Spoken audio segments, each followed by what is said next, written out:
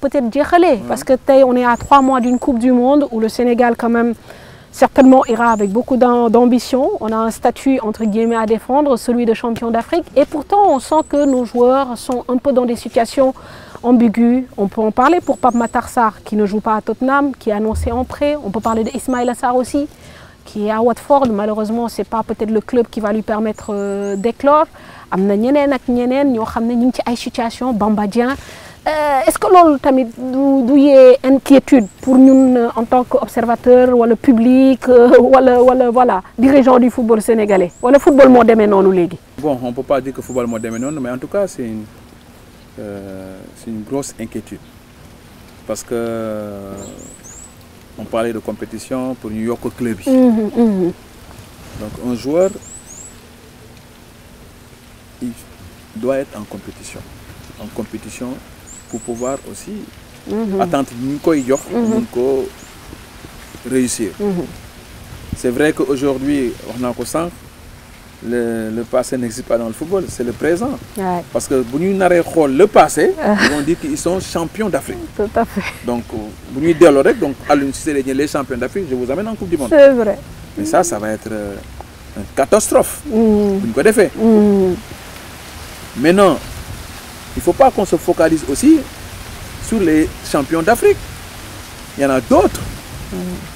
Aujourd'hui, à Metz, il y a Lamine Gueye qui est en train de faire un début de championnat exceptionnel. Habib Diallo mi joué. Il y a Ibrahima Niane même mi joué. Donc il faut nous xoolaat nan la Aliou Cissé war a def.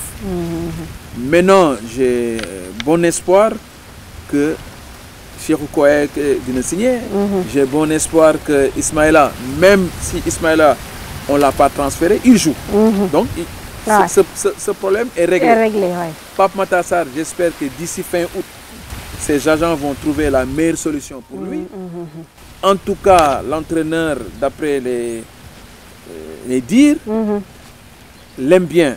Mais moi, quand on me dit que je t'aime bien et je ne te fais pas jouer, il y a un problème. Il y a un problème. Donc voilà.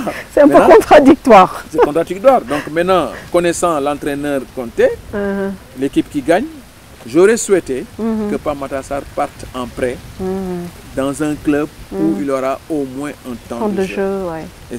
Et ce temps de jeu, qu'un d'autre soir, ça lui permettrait d'aller en sélection. Idrissa Gana Gueye, j'espère que sa situation sera réglée. On a par exemple Nampalys aussi, on a Abdou Diallo. Donc équipe bi Pape Gueye qui avait commencé une bonne préparation, moom tamit bi Tudor ñëwee la situation bi compliquée. Donc c'est compliqué. C'est compliqué à 3 mois de la Coupe du Monde.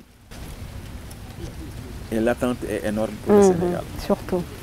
Il ne faudra pas qu'on ait des excuses. Il est temps maintenant de se parler. Je pense que la fédération, le président Senghor est outillé de parler à son sélectionneur. Parce que quoi qu'on puisse dire, c'est lui le patron.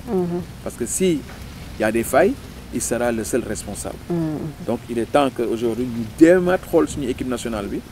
Maintenant, tant pis, hein, s'il y a d'autres qui ont fait la Coupe d'Afrique et qui n'ont pas de club, il faudra prendre d'autres joueurs qui ont un temps de jeu. Et puis voilà, on partira. Au moins, si nous ne gagnons pas ou bien nous passons pas le deuxième tour, on pourra aussi dire que peut-être l'équipe a, tu sais, un groupe fond comme de la neige.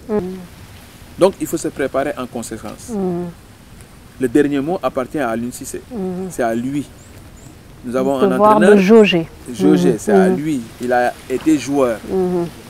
On espère que d'ici fin août, tout le monde sera... Mais fin août, si le mercato, il nous reste 2 semaines, si fin août le problème n'est pas réglé, on prendra le risque d'amener des joueurs qui n'ont pas de compétition, mais il ne faudra pas les demander la lune.